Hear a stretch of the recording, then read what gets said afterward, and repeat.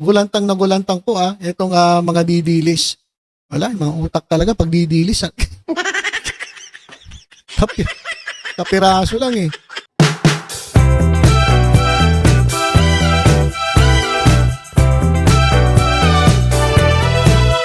Ito, si Bato de la Rosa umiiyak mga kababayan.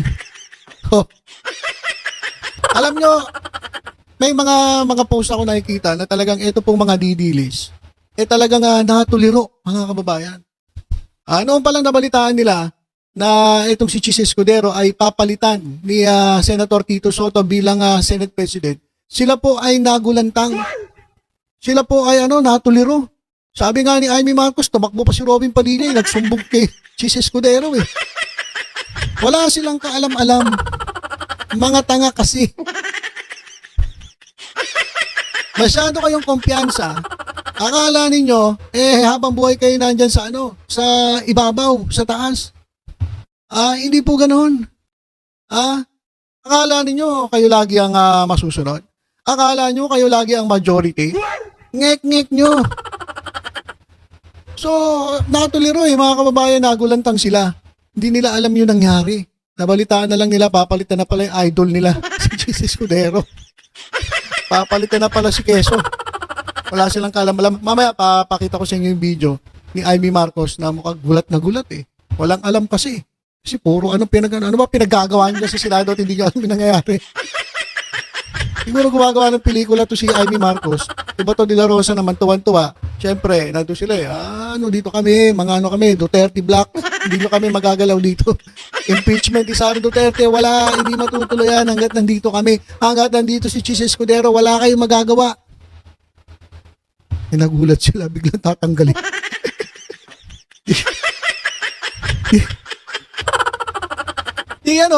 Ito, reklamo si Bato. Tapos, alam mo ba, ito mga kababayan habang itong si Marcoleta ay nagyayabang nagpapasiklab diyan po sa Blue Ribbon Committee. Habang niloloko-loko niya si Jinggoy, nagalit na nga si Jinggoy Estrada kay Marcoleta dahil bakit ginagano mo parang binabastos niya? Grabe mga kababayan Kapwa niya senador parang binabastos niya. Pero tinanong niya tinanong niya sino ba yung nagtanong? Si Jinggoy. Tinanong niya si Diskaya. Bangit ka ng congressman. Meron bang sangkot na senador? May binibigyan ka bang senador? Sabi ni Diskaya, wala. O sabi ni Marcoleta, yan, ligtas ka na. Nagalit ngayon to nagalit si Jinggoy Estrada. Sabi niya, parang I resent. Hindi ko gusto yung biro na yan. Sabi ni Marcoleta, biro lang naman yan eh. Meron pa isa. Kasi di ba si JBRC to, good senator. Sabi, the good one. Di ba? Ay yung ginagamit yun na kumpanya the good one. So sabi, eto si JBRC ito dumating ng gantong oras, ito po si the good one. Yan. Tapos nung binanggit niya si Jinggoy Estrada, ito dumating ito ng gantong oras, ito si Senator Jinggoy Estrada, yung the bad one. Galit na naman si Jinggoy. So bastusan Binabastos si Marcoleta yung kapwa niya senator. Si Amy Marcos, diba, binastos niya rin. Sinabi niya, late lagi dumating. So etong si Marcoleta, habang nagpapasikat, habang parang feeling niya, siya lang ang pinakamagaling dyan po sa Blue Ribbon Committee, ito pa lang si Senator Rizal Tiberos, biglang umalis, mga kababayan. Umalis. Kalagitnaan ng hearing. Meron palang nangyayaring meeting, mga kababayan. Kinakausap na pala nila si Chis Escudero. At sinabi nila kay Chis Escudero, meron na kaming numero. 15 na ang numero namin. So, ibig sabihin, pag 15 ang numero nila, 9 na lang yung kakampi ni Chis Escudero kasama si Chis Escudero. O ano nangyari? Magkakaroon pa ba tayo ng debatihan sa sesyon? O magkakaroon ng smooth transition? O, di ba napansin niyo mga kababayan, smooth yung transition? Walang, ang nominasyon lang, isa lang. Sa Senate President, si Tito Sen lang. Wala nang ibang nominasyon. O, smooth transition Wala nang sabi-sabi ng boto. Bakit ko kailangan tanggalin si Chis? Bakit ganyan-ganyan? Wala. So, hindi alam ni Marcoleta na nagayabang habang nagpapasikat dun sa Blue Ribbon Committee. At eto mga Duterte Black, hindi ko alam kung ano ginagawa. Wala silang kaalam-alam na eto pa lang kanilang Senate President, si Chis Escudero, ay sisibakin na. So nagulat sila. Wala silang kaalam-alam. Kaya nga sabi ni Bato, Ang korupsyon sa Ghost Flood Control Projects ay nasa House of Representatives ayon sa investigasyon ng Senate Blue Ribbon Committee. Pero bakit ang Senate President ang pinalitan? Oh, hindi mo alam? Bato de la Rosa, hindi mo alam? Buti pa kami, alam namin. Ikaw, senador ka, hindi mo alam? Ha? Alam mo kasi, Mr. Bato de la Rosa, kaya hindi nyo alam kung bakit pinalitan si Chis Escudero kasi tinatakpan nyo yung mga mata ninyo. Nagbubulag-bulagan kayo. Nagbibingi-bingian kayo kapag ang issue ay dun sa kakampi ninyo. Kapag kakampi ninyo, wala eh. Nagbibingi-bingihan kayo, nagbubulag-bulagan kayo. Pero pag kalaban ninyo sa politika, ang galing-galing mo magsalita. Lahat ng kasalanan, ibibintang mo dun sa kalaban ninyo. Pero pag kakampi nyo na, tahimik kayo kahit alam nyo na may kasalanan. Kahit alam ninyo na nagkasala at merong malaking issue. Bakit hindi mo ba alam yung nangyaring insertion? 142 billion insertion, hindi mo alam? Ay, umalis ka na dyan. Wala ka palang alam, Bato de la Rosa. Ba't hindi mo alam yung insertion? Na isa sa mga dahilan, kaya itong Senado ay pabagsak ng pabagsak ang trust ratings ninyo. Mas gusto mo pa atang bumagsak ang trust ratings ninyo? Oh, hindi mo rin ba alam, Bato de la Rosa? Yung issue na itong si Francis Chis Escudero ay tumanggap ng 30 billion sa isang government contractor. Hindi mo alam yan? Lumayas ka na dyan. Wala ka palang alam. At eto pa. Bakit inalis si Chis Escudero? Kasi alam niyo, isa sa dahilan kung bakit inalis si Chis Escudero kasi dahil dito kay Marcoleta. Kasi etong si Marcoleta parang stand alone. Stand alone. Binabaliwala niya yung ibang mga senators. Kaya galit na galit sino ba to? Si Raffy Tulfo. Lagi niyang sinasabi, bakit ganito? Bakit yung iba? Ang haba-haba magsalita, haba-haba ng oras ako, 2 tanong pala, pinapahinto mo na. Huwag ganun. Mr. Chairman. Chairman ba tawag doon? Mr. President. Huwag naman ganun. Pag ako nagtatanong, 2 pa lang, pinahinto mo na ako. Pero pag iba naman, haba-haba ng sinasabi. Huwag ganun, be fair. Kasi ito pa mga kababayan, ito nasagap ko na chismis. Marami tayong chismis na alam ngayon. Ito. Etong si Diskaya, meron palang statement. Biruin nyo, hindi alam ng ilang mga senator siya. Kahit yung mga kampi niya ata, hindi alam. Walang alam. Lumabas lang nung nando na sa hearing. Siyempre yung iba, nagulat din. Kahit yung mga kampi niya. Walang nga, ba't hindi mo naman sinabi sa amin? Nagulat sila. Kasi parang ang gusto niya, siya lang ang sikat. Siya lang ang talagang pag-uusapan, siya lang ang magaling, siya lang ang papalakpakan. Kaya yung ibang senators, medyo hindi nagugustuhan ang papatakbo ni Marcoleta dyan sa Blue Ribbon Committee. Kaya para matanggal si Marcoleta, kailangan tanggalin mo yung naglagay sa kanya dyan. Kaya tinanggal si Chis Escudero. Hindi mo alam yon? Hindi mo alam yung Bato de la Rosa? Nako, kung ganyan, lumayas ka na. Wala ka palang kaalam-alam. Ano ginagawa mo? Nagluluto ka lang sa Davao ng isda.